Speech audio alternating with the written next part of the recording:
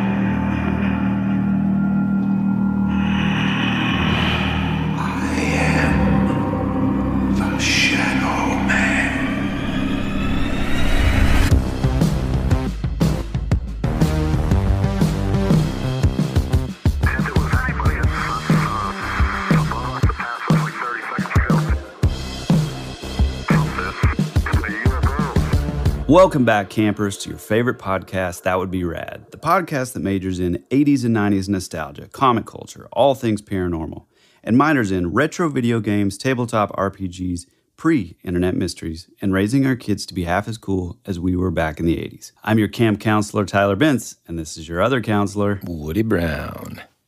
What's up, dude? Hey, man. How we doing? I mean, dude, it's the perfect time of year.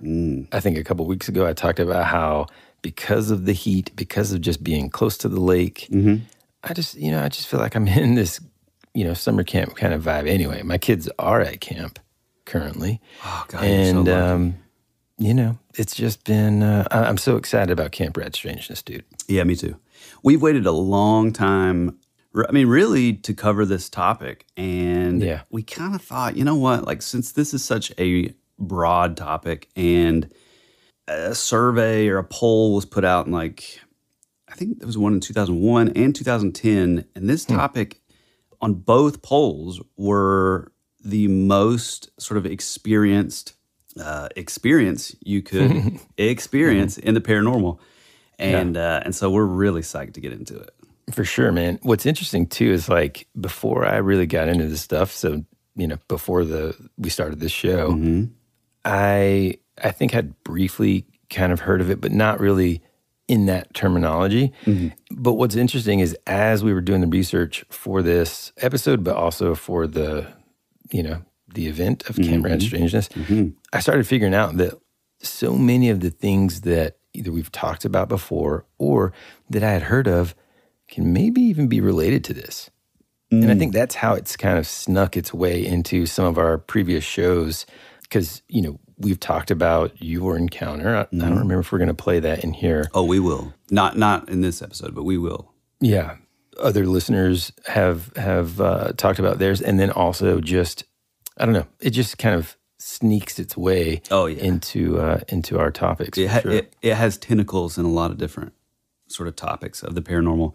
One of the things that you just said that I thought about as we were doing this research is it sort of took me back to going back through the archives of old Coast to Coast episodes with Art Bell, who, for our longtime listeners, know that he is one of our biggest heroes. He's the reason any of us that cover these topics or have podcasts or whatever, he's kind of the godfather of all that. Yeah. I mean, obviously, some people would say, well, Long John Neville came before, but in the modern world and at what we know as paranormal podcasts and all that kind of stuff, it really is Art Bell. But anyway, looking into some of those old school episodes, I realized that, when I had my sort of encounter when I was much younger, I mean, this would have been, we were probably in the 90s by then, we weren't probably still in the 80s, but I mean, maybe, I don't know. It would have been close. But the interesting thing is back then, as far as like your, general knowledge of these things, it was just everything that was weird or scary or, a paranormal entity. It was just a ghost. That was right. The only thing that you could it was just a very blanket kind of term. And so for me, I realized in doing the research that like, I guess the first time that I would have even heard the term shadow person or shadow man or shadow people, whatever, it would have been from some of the callers on Coast to Coast. Oh, yeah, man. I think similarly, in the research, kind of just diving in, that's one of the first things that's kind of said it. It's something that existed, and we'll get to kind of describing how long, I guess, it's been in existence, really, or reports and stories of it. But really kind of didn't get mainstream until Art Bell sort of brought it to the forefront of the Fortean airwaves, I guess. And really like in the 2000s. Yeah, and I think I read somewhere that, 2001 or something, and I read somewhere that he had this first caller, then he like sort of just said, hey, if anybody else has had any experiences, write them in, give us a call, email it, whatever. And hold on, I wrote this down. Oh yeah, dude, within that week, he had 4,500 submissions, which actually brings me to a perfect point here. Listeners, as we go through this topic today, but throughout the camp, we would love it within the next like week or two if you guys have any kind of shadow man experience or anything similar to what we're going to talk about, please shoot it over to us via email. That would be radpod@gmail.com. Or you can go to our website and, actually make a voice memo there. You can do it from your phone and also email it to us. Whatever works for you, we would love to have it because just a little spoiler here, we're going to have some of those in our finale this year in a couple of weeks. Yeah, I love it. I think it would be really cool. Yeah, that is the thing that it's a very interesting topic because it is like what he said up at the top. It is very broad, and so you could kind of lump these more sort of like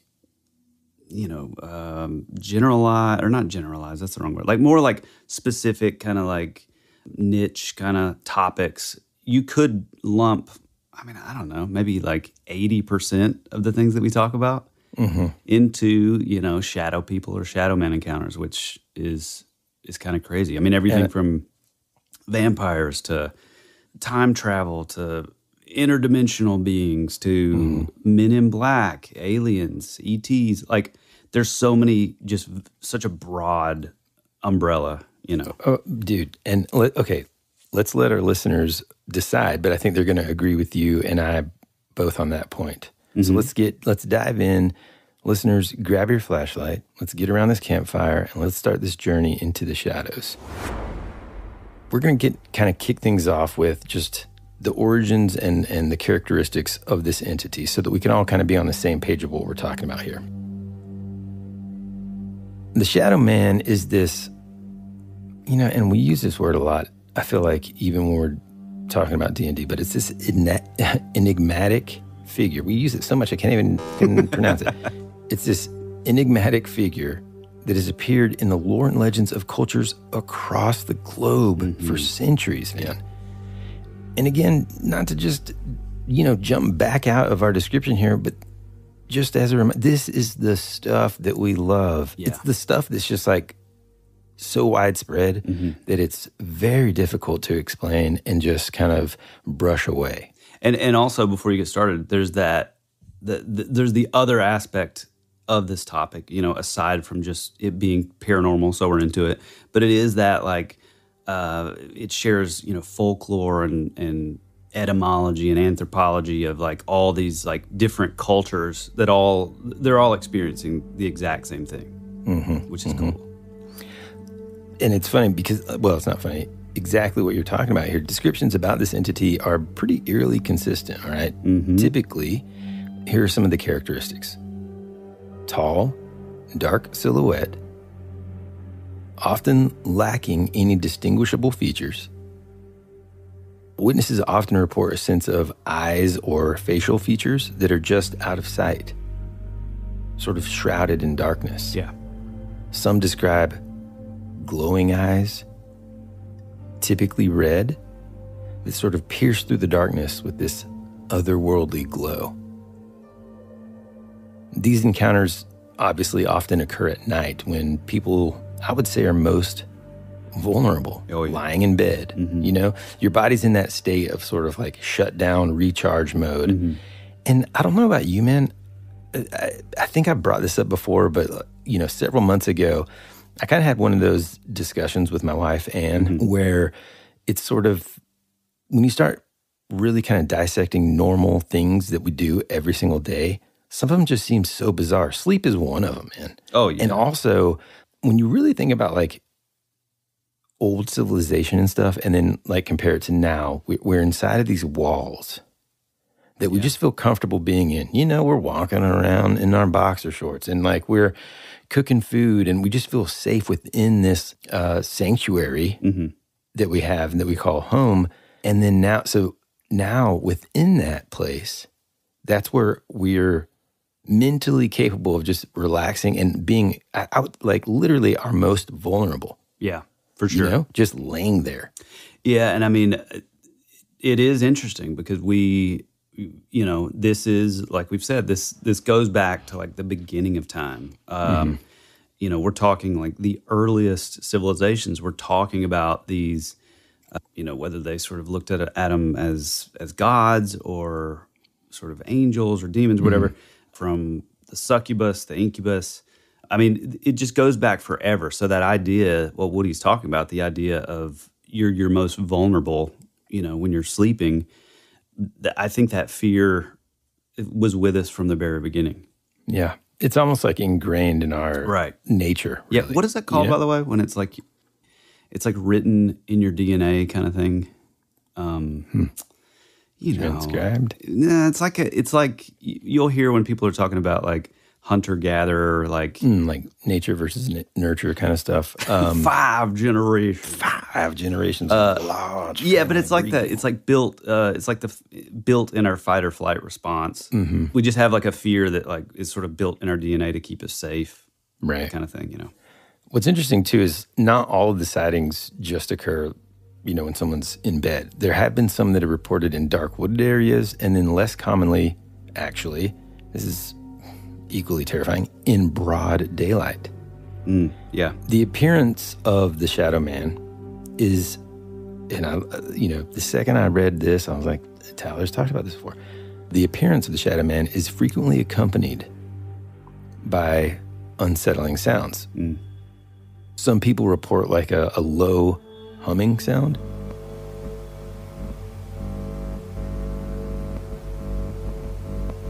A buzzing, whooshing, a weird word to say, or even whispered or screamed words.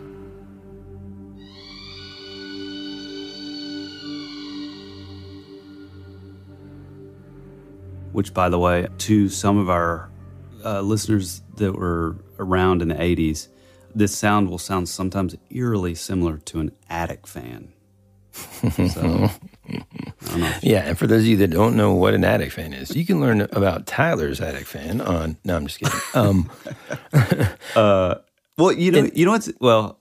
I was just going to say real quick, okay, before we kind of get any further I'm there, chomping at the bit. You know, in a lot of cases, these figures will... This is an interesting fact. So you've got you know, the time of day, generally when you're sleeping, you see a figure or an outline of a person with kind of indistinguishable features, which also freaky. And then there's this weird buzzing sound, and then also maybe whispered or screamed words. Yeah. And then once these figures are seen, they kind of disappear or vanish into walls or fade into the shadows. I mean, we had a listener story not too long ago that was like this. And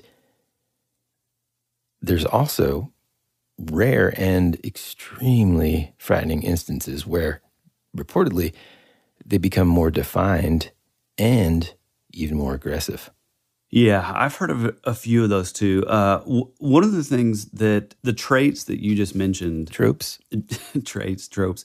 Well, so here's where, ever since I had my encounter at, I don't know, I'm so bad with like dates and like how old I was at a.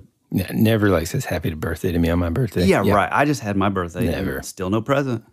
Yeah, it's because it's coming, dude. No, and it's going to be good. Anyway, I'm terrible at that. But when I was a kid and I had mine, then I would later on I would discover Coast to Coast with Art Bell, and I would hear this term shadow man or shadow people being kind of thrown around, and it was like, oh, like now I have. It wasn't just this blanket ghost term. It was like this thing. But some of the things that Woody was talking about with, the sound or the buzzing or the whooshing or the attic fan sound, a lot of those are, I think those are more the ones that are sort of directly tied to sleep paralysis. And so I'm still a little torn on this because either they're two totally separate things, because sleep paralysis is a like a hypnopompic hallucination, and it's a medical condition. And we're going to dive into it a little bit like deeper in just a sec. Yeah. But yeah. But I just didn't want you to get too no, I'm not on that. Yeah. No, I'm just saying that like I'm still torn, even as in my 40s, whether this is a hallucination thing, because I've also had sleep paralysis, and it was in my particular sleep paralysis thing, I did sort of like sense, like I never saw anything, but I did like sense that there was like someone kind of just out of view. Yeah. And I did hear like the humming, the low, like sort of like pulsing, buzzing kind of thing. I did experience that, but then to me, that was completely different from whenever I was fully awake and had a shadow man encounter. And so I don't know that they're tied together at all. Or maybe it is the same thing. Well, and as we go, I think everyone will also see it starts to branch off into a lot of different things. And so sometimes I feel like once you put a label on a situation, other things that kind of sort of fit in there kind of just get lumped into that category. And so I think that's kind of happened a little bit here. I'm not real sure either. But let's save our thoughts about it all for the end here. Okay. Like Tyler was saying, though, these shadowy figures and sightings and stuff have been a part of human consciousness since ancient times. Yeah.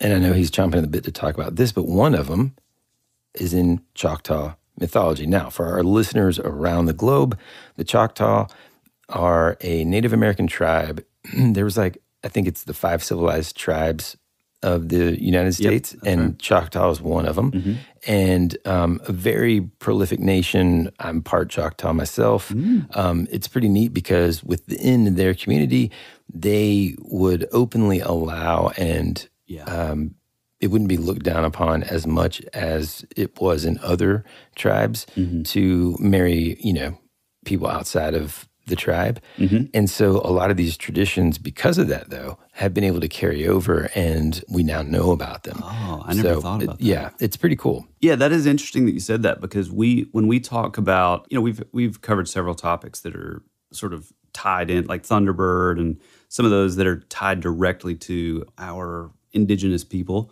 And that's really interesting because one of the things we always talk about is a lot of these sort of oral history, game of telephone kind of things that are kind of passed down.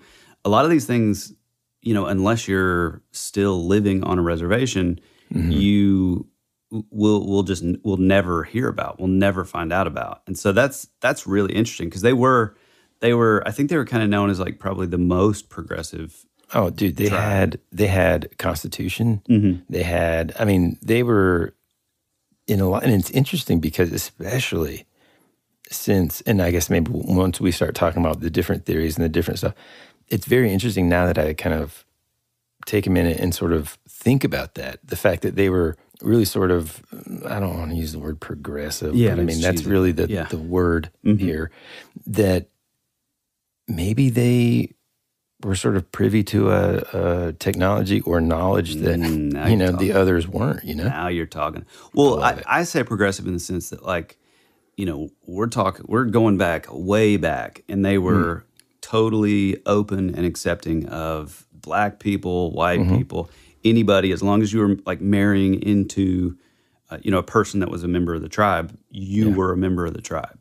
Yeah. So, well, I mean, awesome. just a little historical side note about my family. My great-great-grandmother was the one that was Choctaw. And what's interesting is she was actually an orphan that... Orphan trains. Well, no, she was an orphan that they found on the reservation, and a family, like, took her in without even thinking twice. Oh, wow. And I mean, dude, my extended family on my dad's side, they go to, like, the annual powwows and everything, dude. Well, which is pretty neat. I have a lot of Cherokee in my blood, so does that mean that we're, like... Should we be blood brothers? Enemies? Or blood brothers? Peace. So with the Choctaw tribe, there's this history of shadow beings. And they're typically regarded as sort of evil or, dark, almost like Carl Jung would say, like your shadow self. Like there's this nasty sort of thing. Also associated with your trickster archetypes, which, of course, is always there. Yeah. One of them is called the Nalusa Cheeto.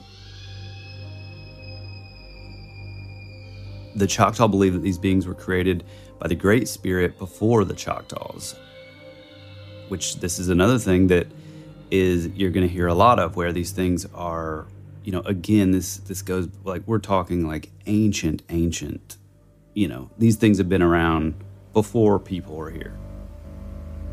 And basically they were created before the Choctaws were there, but they became self-absorbed and cruel, and as a result, they were made into shadow and banished into another realm.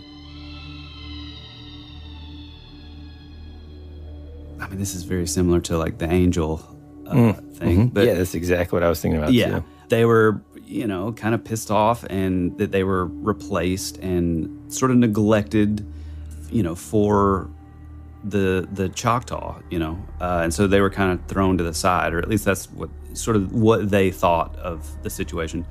But the Cheeto would come into the dreams of people, and again, very similar to another topic that we love, like Nightmare on Elm Street, and in particular, those with bad intentions to basically take them over and make them commit bad, acts.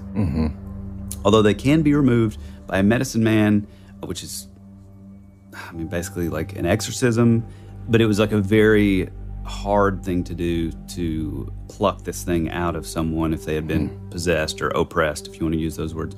This is the interesting thing that I think is fascinating. They were said to have pointed ears, and they were known to slither as a snake. Even mentioning their name, boy, which we just did. Yeah, the daisies. Yeah, exactly. You did. I didn't. Yeah, is taboo, and you just don't do it. Which is very similar to another thing that we've talked about, like the skinwalkers. But it is interesting because this Nalusa Cheeto is, if you just change some of the names around, it's basically the same thing as the angels falling from heaven, because of their pride and all that. And, then these sort of disembodied spirits that are sort of wandering. Wandering, or they're sort of imprisoned here on this plane because they're no longer in heaven. They don't have bodies, so they're looking for jealous, dude. Like a host, like a jealous host. Yeah, and also one other quick detail here: Nalusa Cheeto basically means long black being. Yeah, and I love also just even the imagery that's sort of used or borrowed also with the serpent and then pointed ears. It kind of reminds me of some sort of like elf creature. Yeah, that's what I thought too. Weird, man. Yeah. And also apparently the way that they consume these people too is like, apparently according to the lore, they devour their souls as they sleep. Wow. Like, you just saying that it's one of the things that I've really gotten into lately. And we've talked about it a lot, like the I mean, we've never done like a full episode, which I think would be amazing to do. I would really love to get somebody like Gary Wayne on, or Michael Heiser, but he, rest in peace. He passed away recently. But it's that idea that, in, the Book of Enoch and the early, Genesis biblical stories, it's basically you have these, watchers or fallen angels, and basically they came down. Those beings were, in a way, sort of without form, and so they laid, the sons of God laid with the daughters of men, and they had these babies, which would go on to turn into the Nephilim, which were what we know as like giants, Goliath of Gad, and like, the David and Goliath story. Mm-hmm. And basically that's the reason that the bloodline was so sort of tainted, that the earth was flooded, and that's where we get Noah's Ark and all that stuff. But when these Nephilim died, it's sort of believed that that's where we get, the idea of like ghost or like restless spirits, because they don't really have, like a place to go, right? They're not going to go back to heaven. Yeah, they can't go to heaven, and so there's sort of these disembodied spirits of the Nephilim, and that's what we kind of look at now as demons or unclean spirits.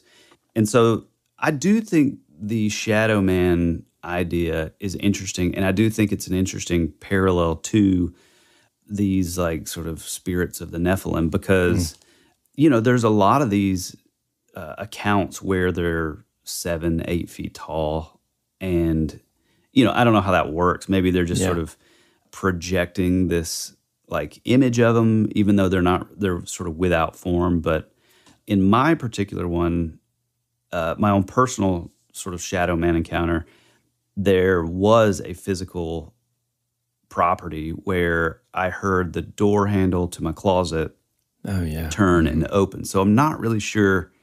I don't know how that works as far as that. Well, it's interesting because in this variation of the Shadow Man, you remember like earlier I said like for the most part sometimes they'll just like disappear. In this Nalusachito, and the Choctaw also had an entity called the Nalusa Falaya, which is a shadow being that preys on those who stray too far from camp, particularly hunters and children, which I think we've brought up before slightly, or a variation of another Native American or indigenous First Nations people up in Canada that talk about that kind of stuff too. And when we related it to potentially, missing hikers and campers and missing 411 stuff, the headless gold miner guys that we talked about. And also that's a very common thing too, is that like sort of cautionary tale of don't go too far out, But these in particular kind of highlight this fear that these shadow entities aren't just sort of the dark mist in the night, that they can actually they can invade our physical world and then also cause harm. It's one thing just to scare me. Yeah, right. But now you're, devouring my soul while I sleep. I mean, it's just scary. And then in other places in the world, like medieval Europe, they feared things like, and you mentioned this term earlier, the incubus or the succubus. Oh, yeah. So the incubus is a guy, right? And then the succubus, I believe, is a woman. And they're demons that are believed to attack men and women in their sleep. I think maybe they're not gendered. I think maybe if it attacks a man, it's an incubus. And then I don't know. Which that whole thing, like, to me, that is like, that goes hand in hand with like the old hag syndrome. And that sort of, that really leans into like the sleep paralysis side of it, I would say. Well, and I mean, dude, now that we talked about that, and we're not going to dive too far, but it brings me to, and it's one of the things that I think when we talked a while back about this, that the term nightmare, I had never known this. So the word nightmare, if you look at the etymology behind it, it originates from this old Germanic word mare or mara, which is a demon that sits on a person's chest and strangles them during sleep.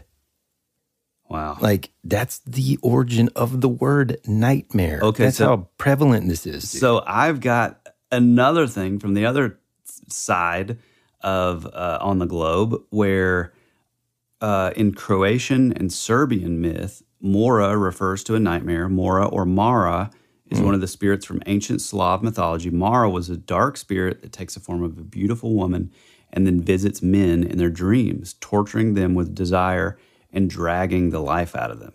Whew. That's amazing. So it does say in Serbia, a mare is called Mora. I'm not even going to try to pronounce that.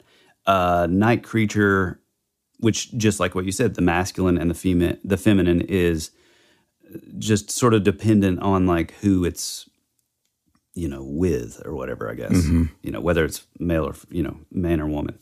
I mean, dude, speaking of things that keep us up at night, like the shadow man, you know what else keeps me tossing and turning? What's that, pal? Stress and distractions. But ever since we both started using Magic Mind, it has been a game changer. That's right. I mean, dude, remember how we used to think stress was necessary for high performance? You get all these like gurus that are like, I chop my day up into 3 days, and then I'm manipulating time, right? Right. Now, thanks to Magic Mind, we're focused, clear-headed, productive, without jitters or crashes from overcaffeination. Yeah, and I've also got to say that I am one, as you know, that I have a tendency to ramble. I have a tendency to, it's hard for me to keep focus on anything. Just say it. No, on like multiple things at once. Woody is naturally pretty good at that. But for me, I'm having a real tough time this summer with my... Without it, right? Well, without it, and my kids being home from school and trying to work. I just constantly get sort of distracted and it throws me off. But I got to say, having Magic Mind actually really does help. Yeah. And if you're wondering kind of like what it is, it's this, quote, mental performance shot.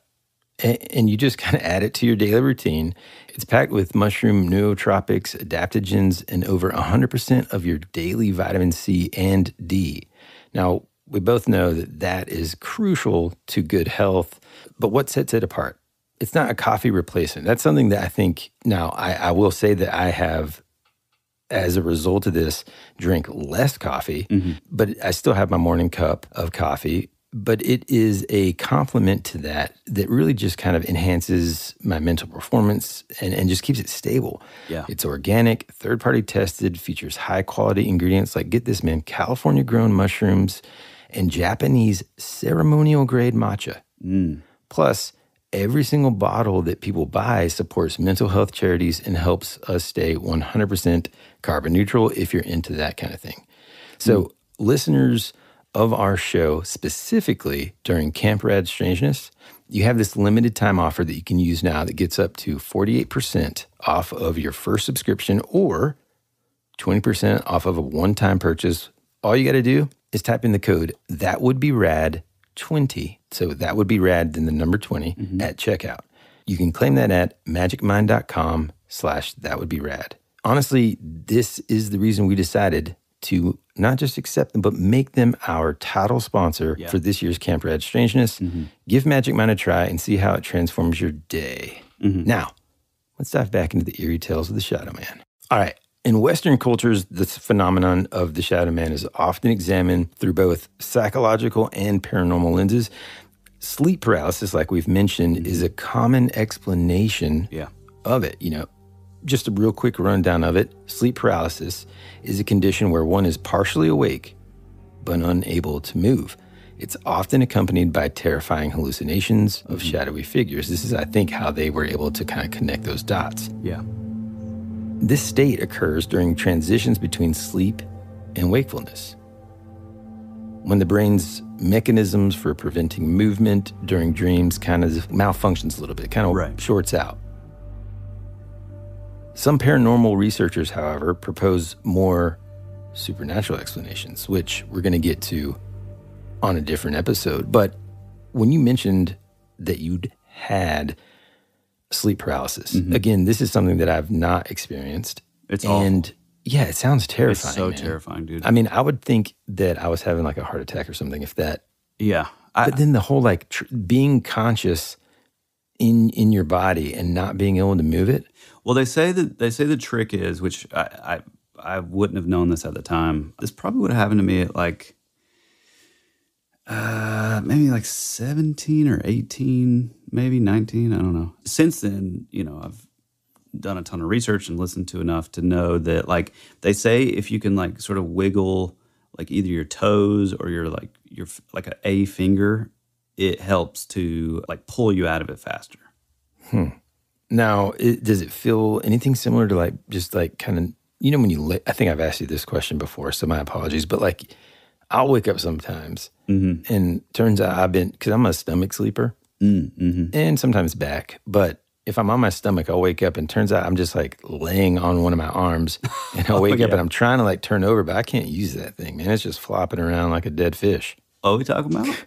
I'm talking about is sleep paralysis, are there similar sensations in your limbs and stuff? Or is it just kind of like there's just nothing? You're trying to do something and it's just not doing it. Yeah, it's more like that. Like I wouldn't compare it to that sort of pins and needles feeling of, when like your leg goes to sleep or your foot goes to sleep or whatever. I wouldn't really. Dude, did you do it again? Did you say foot? No, I said foot. Wait, did I say? I don't know. I completely derailed you. My bad. No, you're fine. Yeah, it's just like nothing. It's like it's probably the closest thing that I can think of as like maybe the feeling that someone would get when they're astral projecting or something. Like you just have no sort of like a real out of body faculties. Yeah, you can't. Yeah, and at least mine. It's only happened once, but it was so scary that if I wake up and I'm like on my back, I'll turn to my side because they say you're that a side sleeper, bro. Oh yeah, I can't do it, man. Well, how do you keep like? I've always been like a stomach or side sleeper, but sometimes I'll end up on my back, and I've heard through learning about this stuff that a lot of like back sleepers experience it more. Which that's weird. That's weird, man. I typically sleep when I look like a dang vampire. I look like my hands are on my chest and everything, dude. I look like a small, like crossed over baby child. You look like here we go. What's his name? Ooh. You look like Clifford. Yeah, I sleep how I would imagine Clifford, Martin Short, sleeps. Yeah. We kind of briefly mentioned some of the other variations around the world, but just so that you guys can get a taste for just how widespread this is, you've got, of course, the Nalusa Cheeto with the Choctaw traditions. You've got, in Japan, the Yuri, which are ghostly apparitions bound to the earthly realm by unresolved emotions. But also you have these, and my handwriting when I wrote all these down is terrible, but you've also got the Kinshiburi, which is also in Japan. I mean, literally, I'm not going to name all these right now, but there's some in Finland, Latvia, Hungary, Pakistan, Persia, Bangladesh, Thailand, Mongolia, China, Norse mythology. Even here in the U.S. also, like in the South, the Gola, the Haint, like you described. Oh, yeah. This thing called the Dub Sog, which is a Hmong or Laos tradition. Which, they really kind of once you start, we're going to dive into that too. And I don't know if we're going to get there today. Yeah, but we're going to definitely dive into that. So because there's this incredible connective tissue between this stuff that we ended up loving in the 80s and this like almost endless feedback loop. Yeah, that occurred because of all this. Yeah, I mean there was a time in the early days of like podcasts, like when I first discovered podcasts, and this would have been sort of off the heels of Coast to Coast and all that. But when I first started listening to like podcasts, when they were like, just kind of coming out, there was Darkness Radio, which was, I think, just a replaying of like a radio station up in Minnesota.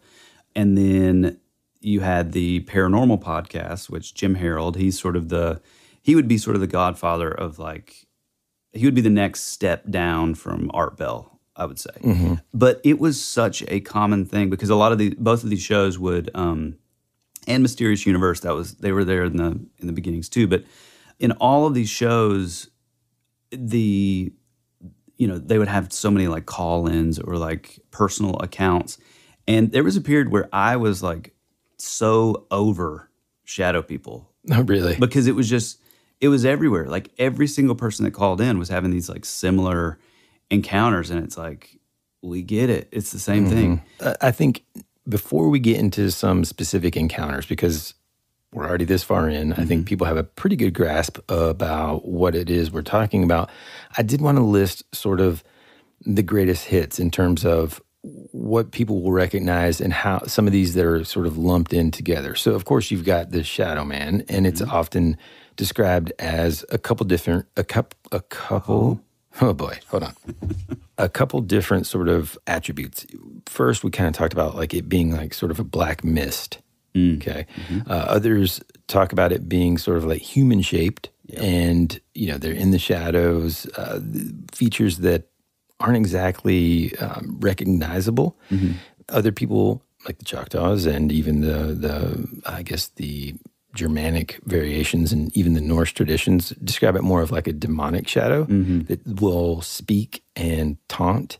And then there's like the old hag, but then really I would say the most famous, like if there was the A-list celebrity of the shadow people, is going to be the Hat Man. Yeah. It's going to be impossible for us to not sort of mention that at all. Although behaviorally, it is very different. Yeah. Which is interesting. And also, in regard to the Hat Man, I've actually recently discovered a fairly new sort of aspect surrounding the Hat Man that we'll get into in a later episode. Yeah, that's like really bizarre. Let's take a quick break, campers.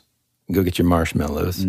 Get them ready to roast, because when we get back, we're going to dive straight into some encounters that I promise you are going to freak you out. After these messages, we'll be right back. America's future can be determined by our dreams and our visions. It was very intense, bright light. For over 200 years, there have been reports of giant man-like creatures from another dimension, another world, I don't know. The most intriguing mystery on the North American continent. Hey, this is Bryce Johnson from the Bigfoot Collectors Club, and you're listening to Tyler and Woody on That Would Be Rad, because that is rad. One story comes from a man in Texas who awoke in the dead of night to find a tall, shadowy figure at the foot of his bed. The figure had glowing red eyes and seemed to watch him intently before disappearing into thin air. Another tale involves a woman in New York who saw a shadowy figure lurking in the corner of her bedroom, whispering unintelligibly. She felt paralyzed and suffocated until the figure vanished as suddenly as it had appeared. This story starts, I've seen two in my life, and both times it freaked me the F out. The first time I was at my grandmother's house, sitting in a back bedroom, which we referred to back then as the Nintendo room. My grandma has an old school NES with a ton of games. Anyways, I'm sitting there playing a game, and I got that don't look behind you kind of feeling. I stand up to look behind me, and in the room behind me, right there, stood what looked like a tattered black bathrobe floating in the air. Don't worry, it's just my wife. I'm just kidding. The crazy part was, and it's still very vivid in my mind to this day, was just how dark the blackness was. It was like staring into a can of black paint, and the light creeping in from the shutters was seemingly absorbed by it. I just stood there, frozen, thinking, what in the heck is that? And then it started floating toward me. At which point I ran out like a bat out of hell into the kitchen to tell my grandmother what I saw, and when we went back in there, it was gone. The other time was at my parents' house. It was late at night, and I'm watching the television. All the lights are off in the living room at this time, so I'm watching TV, and then I see movement in the dark out of the corner of my eye. In the hallway by the bathroom, there stood what looked like a black outline of a man in a raincoat and a hat. It just stood there like it was watching me. I remember it had what looked like very faint red eyes, which were very unnerving. I kept it in my line of sight and reached for the lamp behind me. But as soon as I pulled the cord, it was gone. My best friend's sister was into witchcraft and other things. One day, I was sitting with my friend on her bed, and we were just talking. We both suddenly got very quiet as something felt off. Out of the corner of my eye, I saw this massive black figure float by my friend's bedroom door. After a moment, she asked, "Did you just see that too?" I sure as hell did. The only other room in that hallway beyond my friend's room was her sister's room. We were freaked out. We both saw the same thing at the same time, and we both felt that weird energy in the room, and we both could not explain it.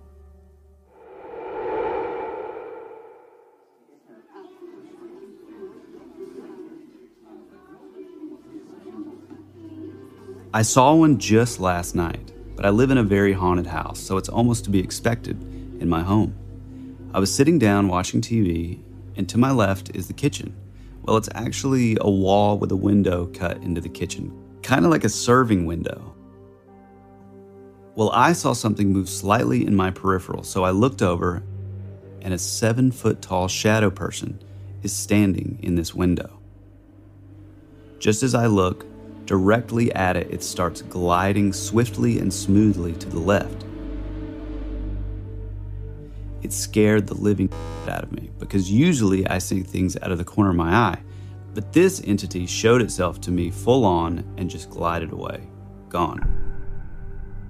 So I sat there wondering what I should do. My heart was beating 160 BPM, and I'm startled beyond any other encounter I've ever had. I know what I saw. I don't drink or do drugs. This thing was skinny but very, very tall, and it moved so swiftly. It was very scary, but like I said, my house is haunted, and ghost teams love coming here. It's like a playground for the supernatural. Man. Pretty crazy. I mean, that's scary. Yeah, I mean... And again, like this is, it's that very tall thing. And just like with mine, there was this sort of like gliding sort of like it didn't walk with like a gait. It just sort of like floated across the room. Yeah, wow. This is another interesting one. I used to see them all the time at my best friend's house. They had several that looked like black human figures with no defined features. Then they had one that was a little bit larger than the rest and had yellow glowing eyes. I said something to her about it, and she told me that she had been seeing it her entire life. She remembers her mom trying to banish it many times during her early childhood. We believe that the yellow-eyed shadow man is the cause of a lot of her mother's health issues. When they moved, we figured that the shadow people would stay behind in their old house. We were wrong. The yellow-eyed shadow man has now taken up residence in their garage. So scary. Just hanging out in the garage. Man. I mean, well, what about this one, okay? Because this, well, you'll see. This one says, I've only seen one myself just one time. It just walked by. Didn't even look at me. I suppose it just passed by looking like Dick Tracy. I've seen other shadows, more like blobs or something. Recently, I saw one of these things peering over my entertainment center, just looking at me. I saw it out of the corner of my eye, and when I turned to look, it vanished. The same night, I was playing games online with two of my friends and saw something that really freaked me out. I saw the damn blob in the video game. I told my friends to look at the same spot I was looking at, but they couldn't see anything. I've been in the same place over and over and over again on my own, but it will not reappear. Maybe it was a glitch or something, but it had the exact same shape that the one I saw had. What's interesting is about that one real quick, is like I've not really thought about it sort of being able to invade those spaces, you know? I don't know. That's super interesting. And, you know, some of these encounters sometimes, and I think it just like a lot of these things, you can have sort of real stories that people were real experiences that people have had mixed in with people that are just like making stuff up as they go. Yeah, right. You know? Mm-hmm. There's this one which is a little bit different, and to me this sort of leans into that feeling of like a possible like vampire type thing, which I really like. When I was about 5, my mom says I started talking about what I called the shadow man. I remember the first time I saw him was outside my bedroom window, peering in at me. Oh, man. Yeah. Over the years, I've seen him outside my door or at the foot of my bed or out the window. Not recently, but it's never been a constant thing. It's hard to explain. I say man because it was of human form, slender, with no hair or distinguishable features. When I was little, I thought that boys had short hair and girls had long. It wasn't a masculine or feminine energy, it was just there, watching. Slightly darker than the other shadows around, but with no real substance to it. There was never anything threatening about it, or really comforting or scary. It was just there. I've read articles or something similar where people guess that they're possibly interdimensional beings, or even time travelers. I don't have any guesses, I just think they observe. So that's an interesting one because this is something that just comes up over and over again, where it's that idea that, and this is where the difference comes in as far as like the Hat Man and then the Shadow Man. Mm-hmm.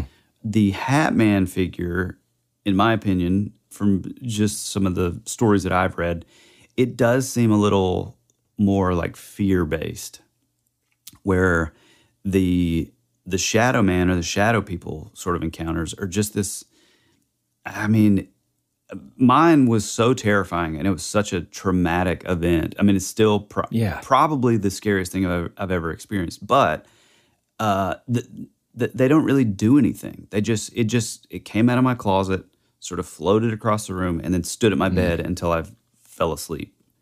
And see, like, that's also miraculous, because I'm thinking if anything floats across my room and just stands at the foot of my bed, never sleeping again, much less the same night. Well, so that's what's funny. And that's, we had this talk a little bit with Joshua Cutchin when he came on. It's that you see this over and over again, where these people will wake up in the middle of the night, or they'll see these, whether it's like, ETs or these like Shadow Man or these like hooded figures or whatever. And then for some odd reason, I don't know if it's a self-preservation sort of system built in our like physiology, or if it's something that these characters are able to do, but we just end up just falling asleep. But I do remember specifically with mine, I refused to like look at it. I was like dead set on not moving so it would know that I could like see it, because I did feel like if it knows that I could like see it, somehow something bad will happen to me. And so I can remember just like pouring sweat because I was like under my blanket and I was so scared. But then, again, I don't know if it was like a state of shock or something, but I just, next thing I know, I'm waking up and the sun's out and it's all gone. But it is weird. There is that like sort of observer effect with these things that I don't totally understand. Yeah, and it's hard to, because there's so many different variations or reports, right? Mm-hmm. We've got some people that it feels like this thing is trying to do something or scare them or whatever. Yeah. But then you've got just the casual sort of just quote unquote watcher. Right, right. And I think that is where it's easy to kind of take a look at a lot of the things that we've talked about. Heck, even last week when we even mentioned time travel and that kind of thing, it does sort of explain, or at least offer an explanation for things like ghost sightings, for things like, like a lot of paranormal experiences. Mm-hmm. And then, I don't know. It's just wild. Well, let me real quick. Go ahead. Real quick. I do think it does share. So that's where I'm not really quite sure what's going on, because it does share different sort of traits with like ghosts. Like there is, yes, you'll see typically like a very solid outline. Like that's kind of the difference between like what I would think of as like a ghost or maybe like a residual haunting. You know, you see like this sort of wispy kind of thing. But with these, it's usually like a very like clear-cut silhouette. And so I've heard this theory that possibly whatever this thing is, maybe, you know, we're three-dimensional. And so it's like able to exist in the fourth dimension, which I guess technically some people look at as like time itself. And so whatever they're living in the fourth dimension, but like us as humans, we're three-dimensional, but we cast shadows that are two-dimensional. They're able to cast shadows that are three-dimensional. And that's why we're seeing the Shadow Man. I mean, here's something else that just comes to mind immediately. I love that explanation, though, because just bringing a different dimension to that shadow is just a cool way to think about it. But something that just immediately comes to mind is imagine in a not-so-distant future that time travel exists. Now, I know I always end up going to time travel. I'm sorry for those of you. I'm sure there's some listeners that are like, right on, Woody. And then there's some listeners that are like, good Lord, he did it again. Yeah.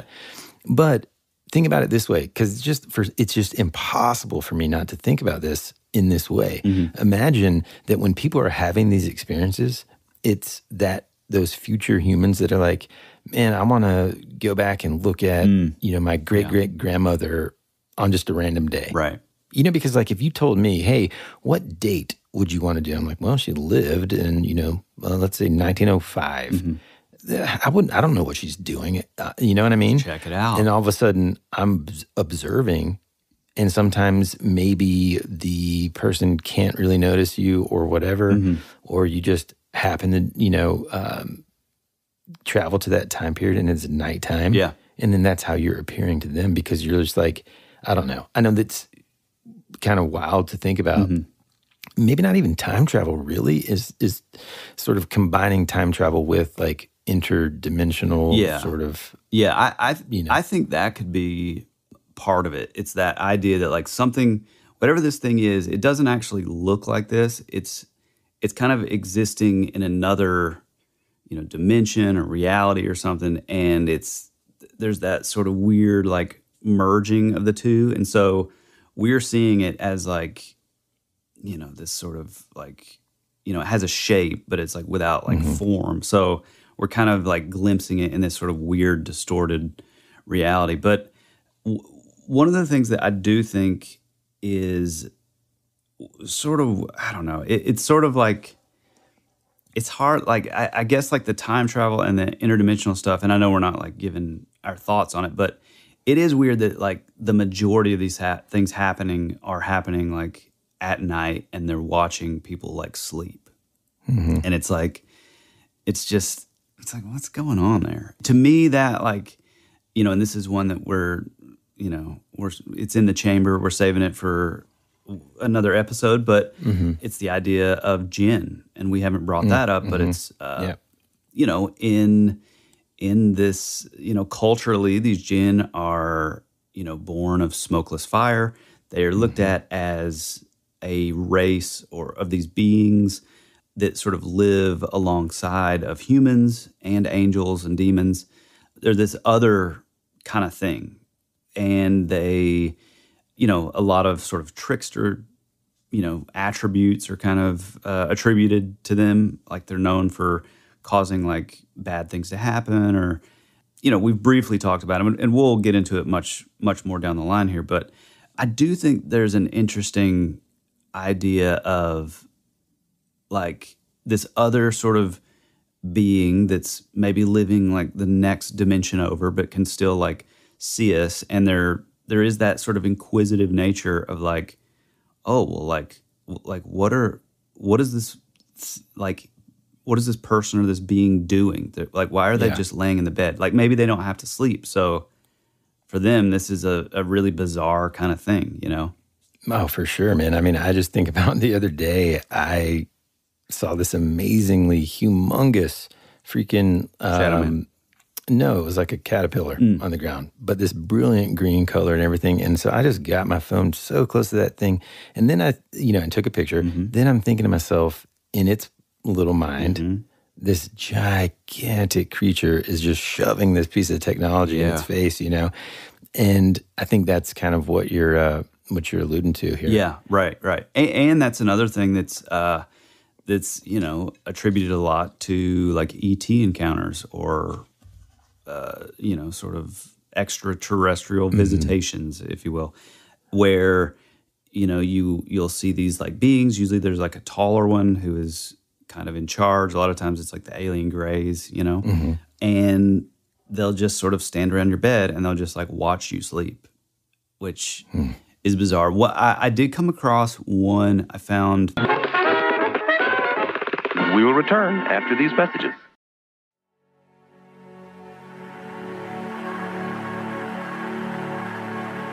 It's a pretty cool place if you're a Martian. Or a vampire. You think you really know what's happening around here, don't you? Is anyone out there? We're fighters for truth, justice, and the American way. Hey, this is Woody. And this is Tyler. And you're listening to That Would Be Rad. And now, back to our show.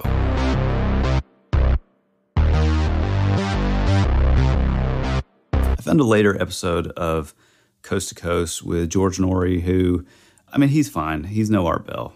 I mean, who, you know. Right. Nobody's, you know, you're not going to fool us. Like, he's fine, but he's not the legend.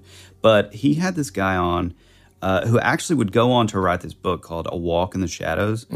He had this account that was so weird because to me, like in my thing, you know, there's so many like elements of mine that are exactly like other people's, where it sort of walks or it sort of floats across the room or walks across the room. It stands at the end of the bed.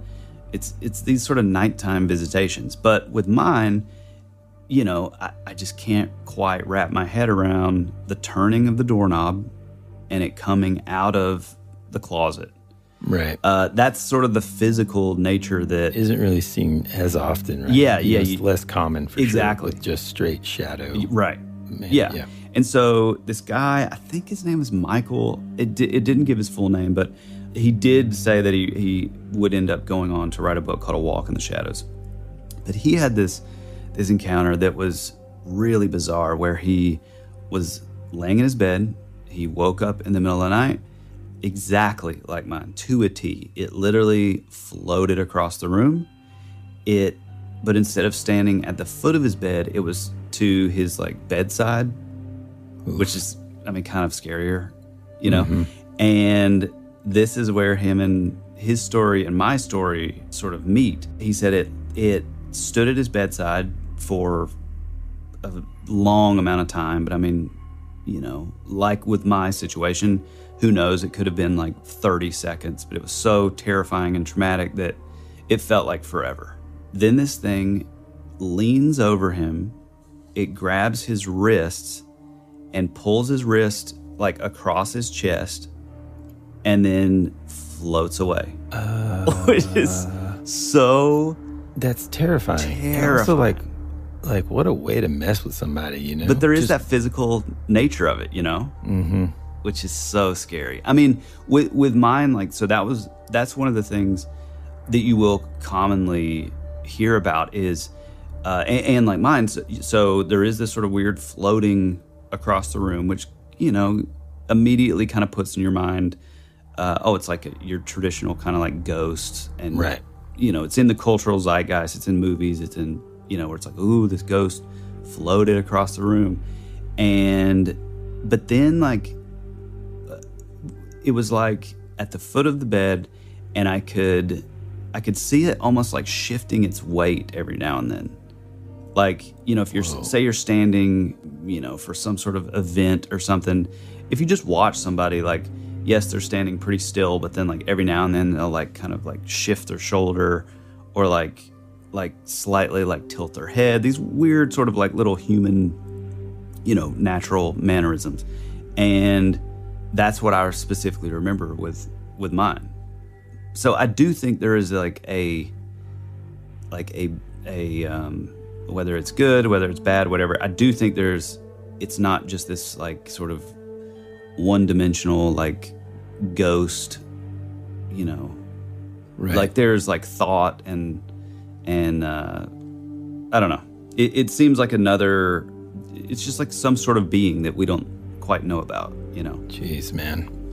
One thing that's interesting is if you kind of go online with the advent of modern photography and videography, and just everybody just has a camera now. Yeah. Now, I wish those things could, take better pictures of Bigfoot. Yeah. But this paranormal investigator named Chad Stambaugh claims to have captured video footage of shadow people. But of course, the footage is blurry and inconclusive. A still photograph of a basement in the supposedly haunted Gaslight Inn in Indianapolis shows a creeping black mass in an otherwise brightly lit room.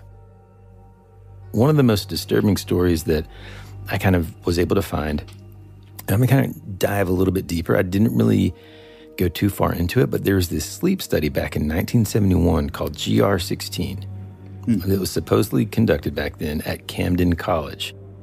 There's apparently a brief clip claiming to be from the study that shows this group of people who said they were haunted by shadow people in their dreams.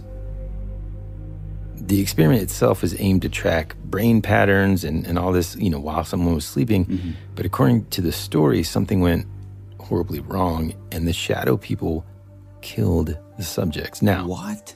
There's no records of this study existing beyond sort of these unsubstantiated video clips. Wow. But the more you look into the Shadow Man, the more you're left with questions and less answers. Yeah. Now, about that sleep study itself, I'm really going to have to, look at the video deeper. It's somewhat hard to find. You can find it on YouTube, but it just seems a little hoaxy to me. It is very Stranger Things-esque looking. But anyway, I encourage everyone listening to also kind of look at it and tell me what you think. I haven't really dove in headfirst quite yet about that, because there was just, again, so much, and we're kind of keeping it general with this episode. Yeah. Just kind of wrapping it all up. There's a couple common themes within the Shadow Man encounters.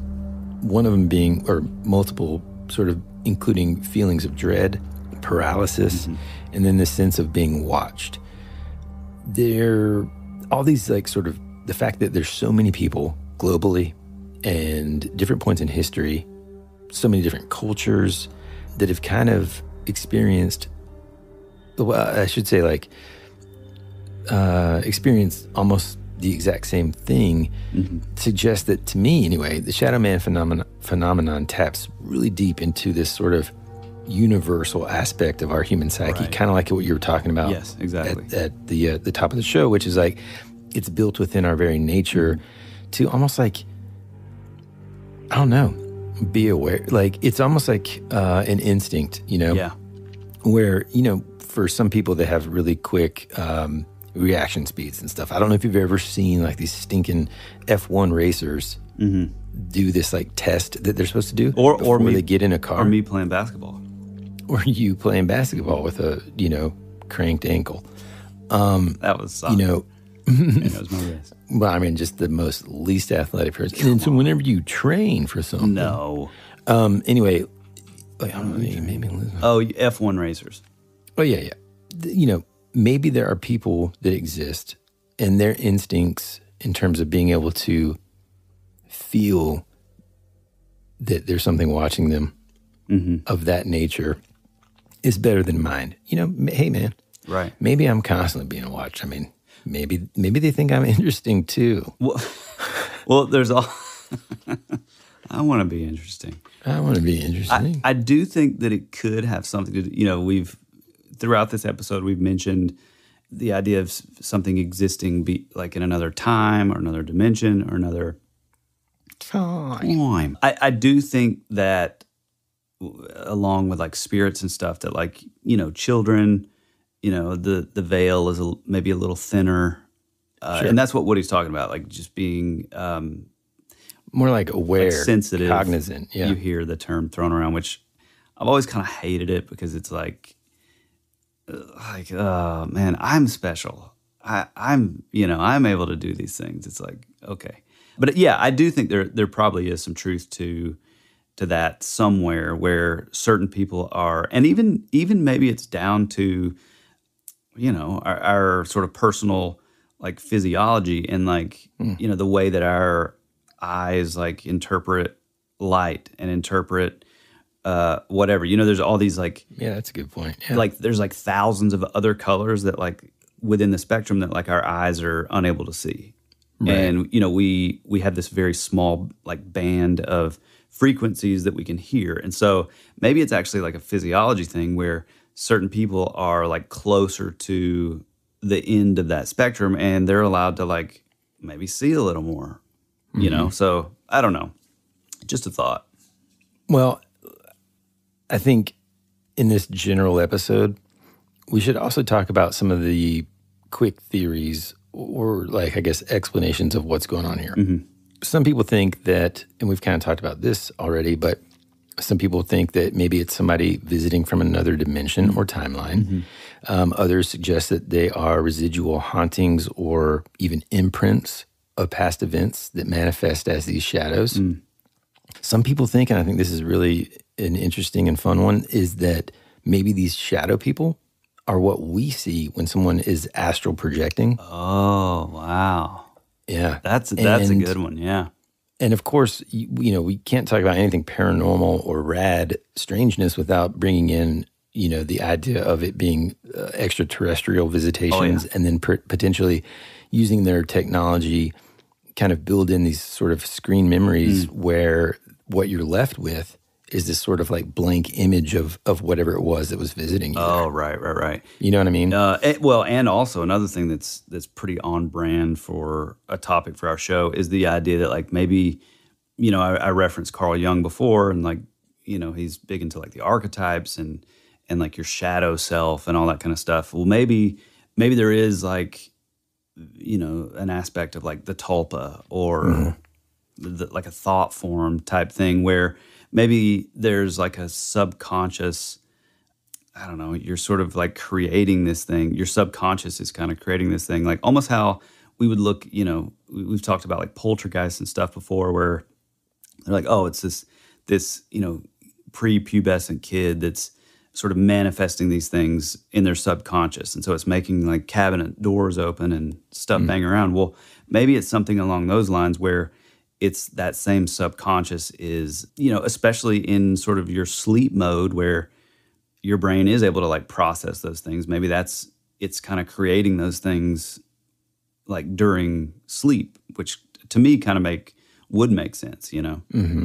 So I don't know. There's so many different directions to go, and I'm so psyched for the rest of Camp Rad Strangeness. Yeah, I just can't wait. Yeah, I mean, I think if I was going to say, like, if there's anything that I'm kind of thankful for about these entities so far, at least specifically just in a generalized form, it's that most people kind of only encounter them for brief moments. Right. You know, it's not something that typically follows them around. There is this guy named Daniel Pinchbeck, who's this paranormal expert who reported seeing these other dimensional beings resembling shadow people and kind of believes that he was able to see into this other dimension, and then they kind of came back with him and messed around with them for a while and then stopped eventually. But I think, you know, there might be a paranormal explanation, but there's a lot of people that believe they're not supernatural entities and that they're, you know, more sort of their down-to-earth explanation would be such as like heightened stress, isolation, sleep deprivation. Right. Which, you know, I've had weird hallucinations whenever I was driving the tour van for too many hours and just being like, oh my gosh, what is that? Oh, yeah. Of course, you know, one of you guys could have slipped something in my drink. But ultimately, I think I'm super excited about kind of diving into this episode with everybody over the next few weeks because, like, we really kind of just scratched the surface today. Oh, yeah. And initially, I remember, because, you know, truth be told, we've had all kinds of different ideas for Camp Rad Strangeness. And we, you know, hey, what about this? Hey, what about this? So when Tyler said, well, you know, man, I think this should be like, essentially like our Summer of the Shadow, man, you know? And like, and I was like, well, is there, like, I know we could just read a bunch of encounters, but is there enough to it? Oh, yeah. It took me a while to kind of just buy into that until I started researching. And yes, there's so much. again, because of the broad scope of this phenomenon.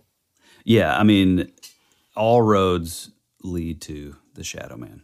So if you've enjoyed this episode and want more, head on over to the Rabbit Trail, which is our Patreon, where it's a little looser, it's a little goosier. We recorded a bit later, but it's packed with extra content and, you know, just more of what you love. And it really does help support the show, kind of the best possible way that you could help support the show.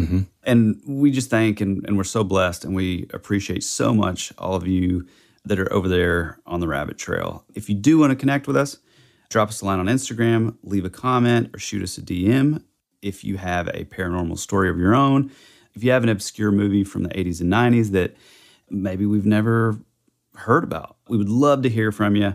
Send it on over in a DM or email it to thatwouldberadpod@gmail.com. If you've witnessed something like a shadow man or a hat man, or you've had your own paranormal story, we want to hear it. So like I said, you can shoot it to our Gmail if it's more long form, or even better, head on over to our website, thatwouldberadpodcast.com. Hey, Macarena. .com. Head on over to our website, thatwouldberadpodcast.com, and leave a voice memo, leave your own story. It makes our day, and they may eventually show up in an upcoming show. Thank you so much for the 5-star reviews. If you haven't left one yet, please do. It really helps us spread the radness across the globe and helps us ping that algorithm. And most importantly, don't forget to tell a friend, a coworker, a relative, or even that weird guy at the gas station about the show. Just passing it on. It's like that chain letter that you would always get like back in high school and middle school. It just helps spread the awareness of the show. I guess that's about it. Woody, you got anything else? I think that's it, man. Right on, dude. Well, thank you all so much. We love you. We appreciate you. And as always, be rad. That's the way it goes.